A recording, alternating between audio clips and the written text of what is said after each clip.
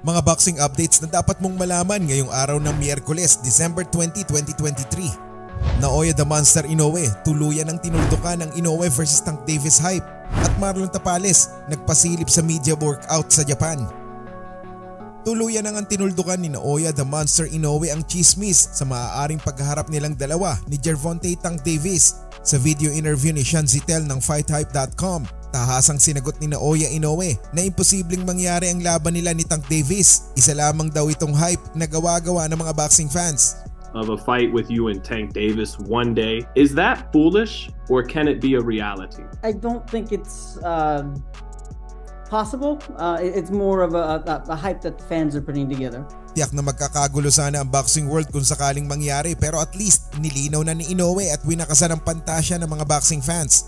Sa naturang interview din, naitanong si Naoya Inoue kung patutulugin niya daw si Marlon Tapales at ang kanyang sagot, depende daw ito sa kahihinatnan ng laban. Mas uunahin at priority daw nila ang maipanalo ang bakbakan. Ngunit kung dumating ang oportunidad para tapusin ng maaga ang laban, patutulugin niya daw si Marlon Tapales. Do you win this fight by knockout? The flow of the fight and how it goes, and you know, for me to win the fight is first and foremost. But within the flow of the fight, if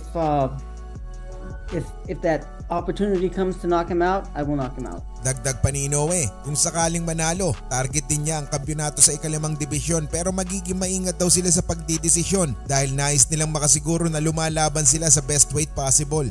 You know, going up to the fifth is something that I'm looking at, but I like to consider it cautiously and be able to fight at the best weight for me to be fighting at.